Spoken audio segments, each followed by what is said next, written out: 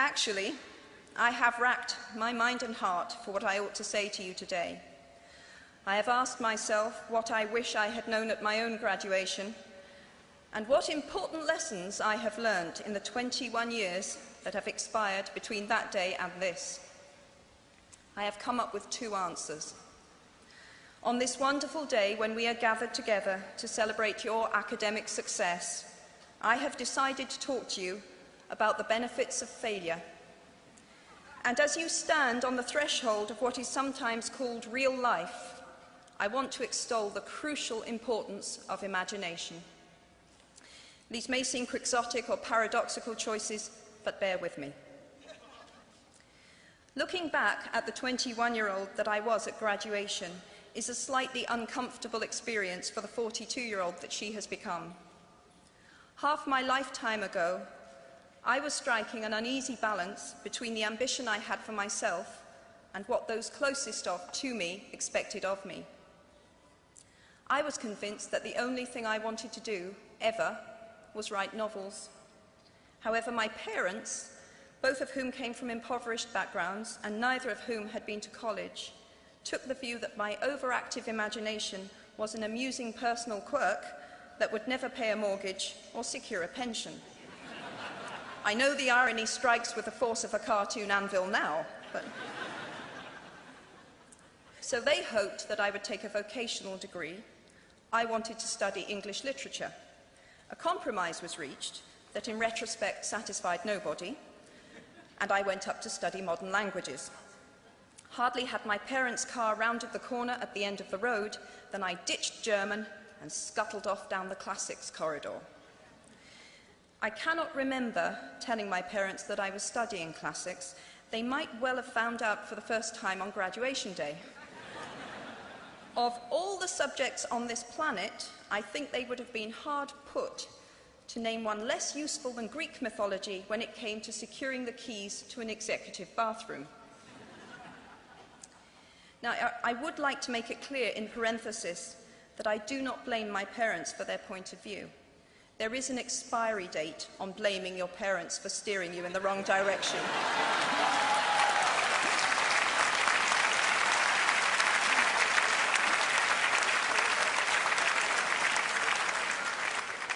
The moment you are old enough to take the wheel, responsibility lies with you.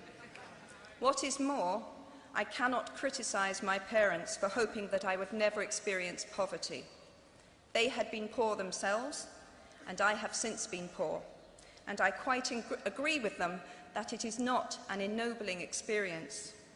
Poverty entails fear and stress, and sometimes depression. It means 1,000 petty humiliations and hardships. Climbing out of poverty by your own efforts, that is something on which to pride yourself, but poverty itself is romanticized only by fools. What I feared most for myself at your age was not poverty, but failure. At your age, in spite of a distinct lack of motivation at university, where I had spent far too long in the coffee bar writing stories and far too little time at lectures, I had a knack for passing examinations, and that, for years, had been the measure of success in my life and that of my peers. Now, I am not dull enough to suppose that because you are young, gifted, and well-educated, you have never known heartbreak, hardship, or heartache. Talent and intelligence never yet inoculated anyone against the caprice of the fates, and I do not for a moment suppose that everyone here has enjoyed an existence of unruffled privilege and contentment. However, the fact that you are graduating from Harvard suggests that you are not very well acquainted with failure. You might be driven by a fear of failure quite as much as a desire for success. Indeed, your conception of failure might not be too far removed from the average person's idea of success. So high have you already flown. Ultimately, we all have to decide for ourselves what constitutes failure. But the world is quite eager to give you a set of criteria if you let it. So I think it fair to say that by any conventional measure, a mere 7 years after my graduation day, I had failed on an epic scale.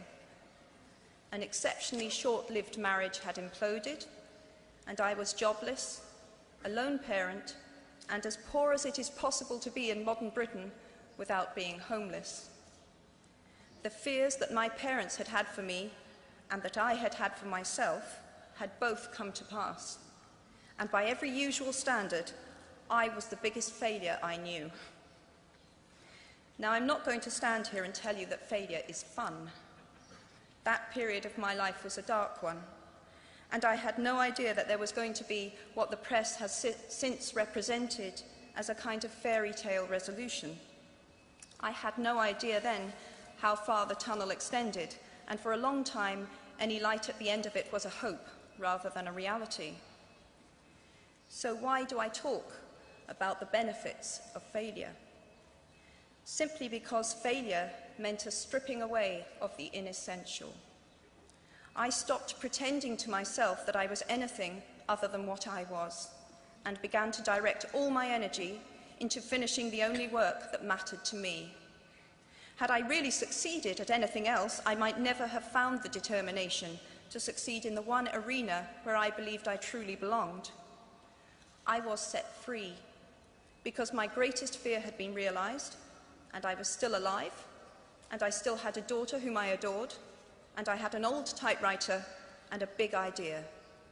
And so rock bottom became the solid foundation on which I rebuilt my life. You might never fail on the scale I did, but some failure in life is inevitable. It is impossible to live without failing at something, unless you live so cautiously that you might as well not have lived at all, in which case you fail by default. Failure gave me an inner security that I had never attained by passing examinations.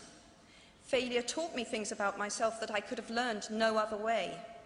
I discovered that I had a strong will and more discipline than I had suspected. I also found out that I had friends whose value was truly above the price of rubies. The knowledge that you have emerged wiser and stronger from setbacks means that you are, ever after, secure in your ability to survive.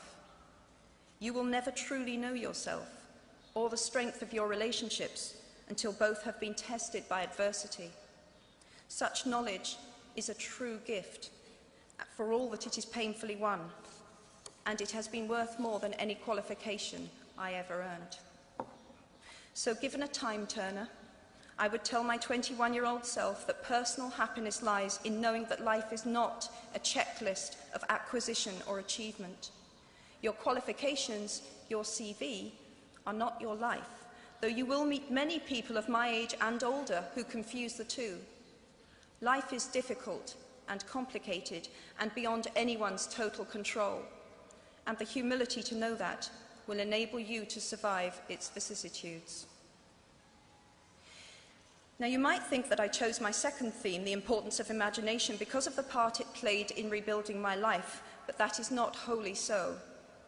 Though I personally will defend the value of bedtime stories to my last gasp, I have learnt to value imagination in a much broader sense. Imagination is not only the uniquely human capacity to envision that which is not, and therefore the fount of all invention and innovation. In its arguably most transformative and revelatory capacity, it is the power that enables us to empathise with humans whose experiences we have never shared.